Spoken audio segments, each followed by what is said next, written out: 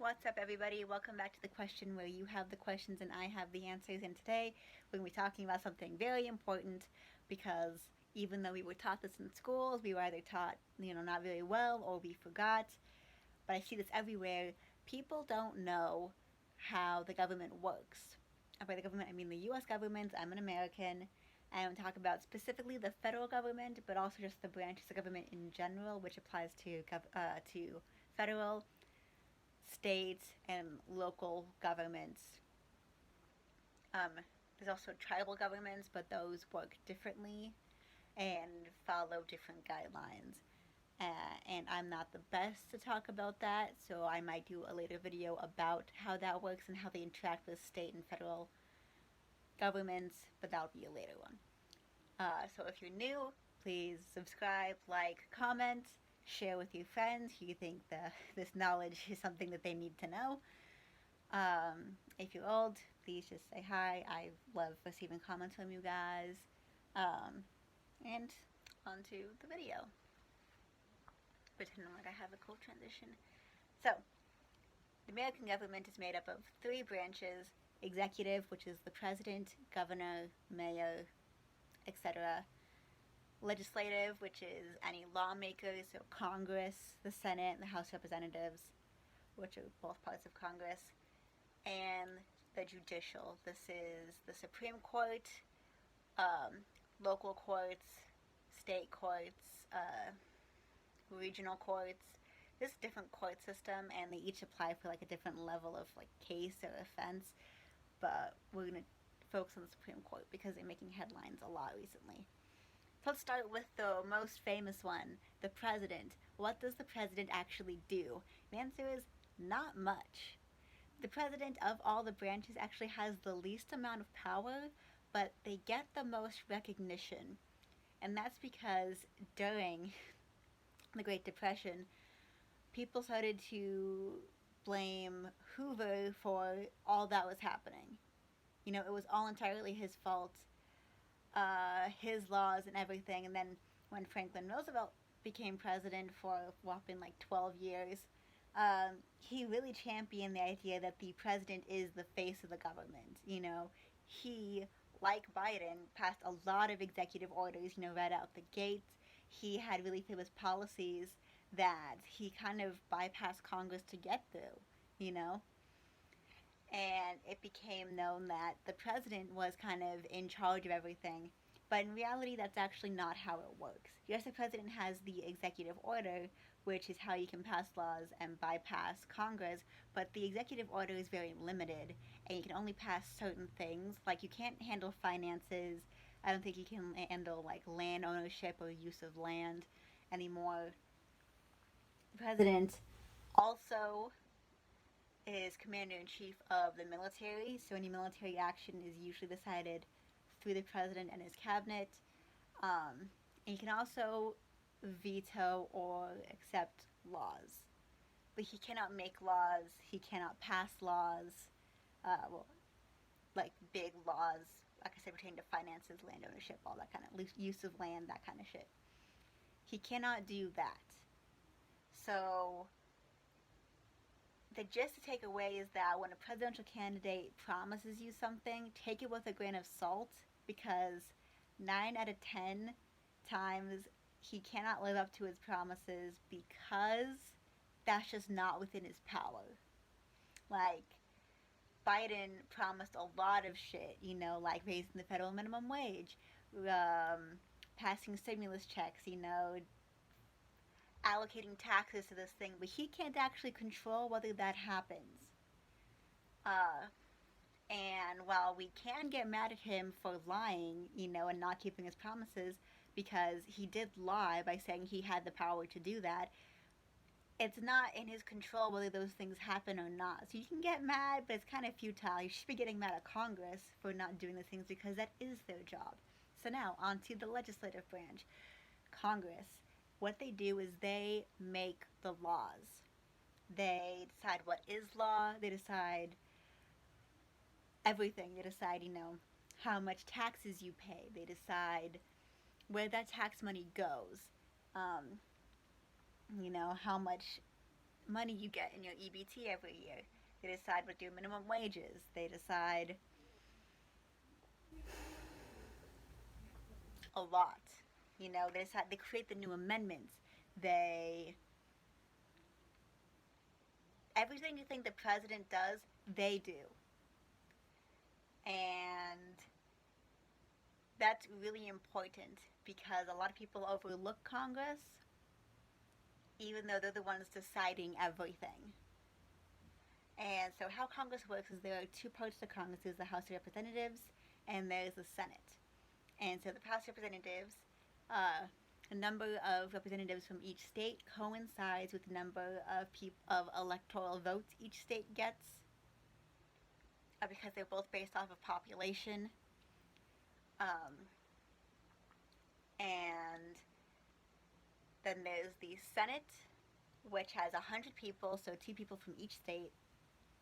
And that's just always how it is. No matter how many number of states we have, it's always going to be 2 from each state, I believe. And so together they make up Congress. And so how the bill making works is someone proposes a bill or someone creates a bill or whatever, and this could either be like from the public is asking for something and it becomes a bill, or one of the representatives or the senators create a bill, and basically it goes to either the Senate or the House of Representatives, and they debate and they talk about it and they vote on it, and they vote either yes or no on the bill. And so if they say no, they can either reform the bill or just let it die. If they reform the bill, then they go and they do the whole voting process again. And if they say yes, it then goes to the Senate or the House of Representatives. Basically, if the Senate says yes, it goes to the House. If the House says yes, it goes to the Senate. And then they repeat that process, you know. So say it's voted in the House, it goes to the Senate. The Senate has to go and debate and vote. And then if they say no, they can either, look it through and maybe make some changes, or they send it back to the House to make some changes. And then they go through the whole voting process again. And basically, the bill doesn't get sent to the president until both parts of Congress vote yes on a bill, which is very rare because Congress works very slowly, and because there's also a thing called the filibuster. The filibuster is when something reaches your desk, a bill, maybe you don't want it to pass. So you can hold a filibuster where you stand and you talk for as long as you want about why it shouldn't pass. And the goal is to either run down the clock, because Congress can only meet for a certain number of days, I think either a month or for a year. And if you run down the clock, then they cannot talk about it again because Congress can't meet again until the next cycle. Or you try and change people's minds so that more people vote no on the bill.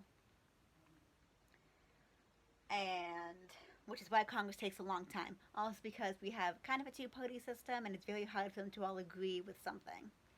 Which is how a lot of bills that enter are usually cut and ripped to shreds and end up a hollow version of what they once were when they entered Congress. Anyway, if a bill actually makes it through the Senate and to the House and they both say yes, then it goes to the president, who can either say yes or no, or use a secret veto and just once again wait for Congress to stop meeting, and then it just dies. Because it doesn't get sent back to Congress, because Congress can't meet again, it's just dead. If the president says yes, it becomes a law. If the president says no, it can be sent back to the Senate, and then not Senate, but the Congress, and they all vote again, and if they have enough number of votes, then it becomes a law anyway. Yes. Now, on to the last one, the judicial branch, which is the Supreme Court.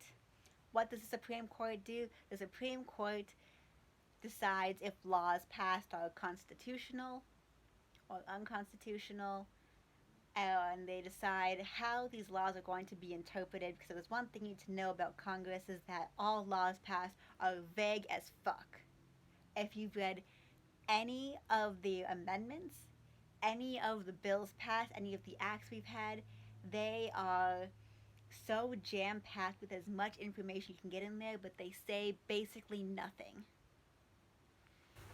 And so the Supreme Court sees cases that are either between two states, like if a state sued another state, or if somebody from a different state sued another state, if there's an international law violation that includes the Americas, well, United States of America, Supreme Court handles it, or if it's a question of a violation of a federal law, Supreme Court sees it.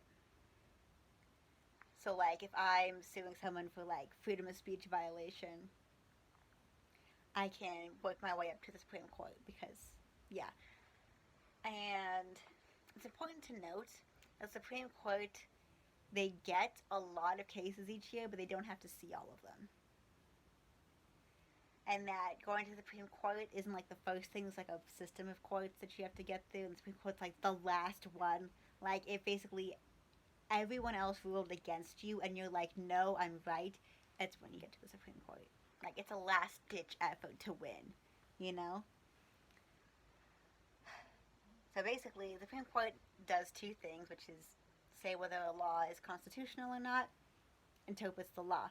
Example one is yesterday, Supreme Court voted to uphold that Obamacare is constitutional.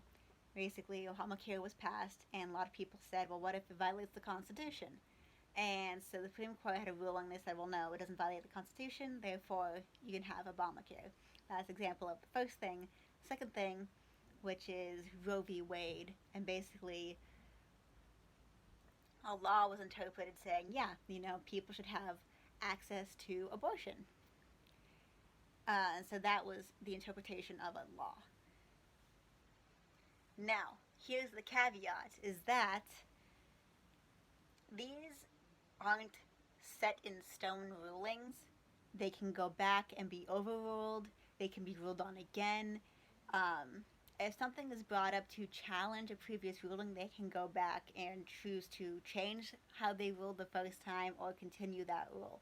But because something was ruled one way, does not mean that that is what the law means. It means that's how it should be interpreted, but ultimately it is up to the states, which is why abortion rights and access to abortion is decided on a state by state basis, even though they ruled for, Roe v. Wade, that abortion, people should have access to abortion. It's still a state by state basis because that's not the actual federal law. That's just how one law was interpreted. I hope that helped. I hope you got a lot of useful information about that. If that didn't make sense, because I know I'm not the best teacher, there are plenty of videos, actually a lot of wrapped videos, that explain the branches of government, and so you just have to put in YouTube U.S. government wrap, and a multitude will come up. I hope this helped though. I hope you learned a lot, and I hope your friends can get a lot from this, because it's very important, especially if you're an activist or political community, to understand how your government works, so you can figure out what areas are weaker and what needs to be changed and why. Ultimately, you have to understand what is happening in order to fix it. And a lot of activists that I've seen don't understand how the government works, and that is where flaws come in without logic. And the more you know. So long and thanks for all the fish. Be excellent to each other and party on, dudes.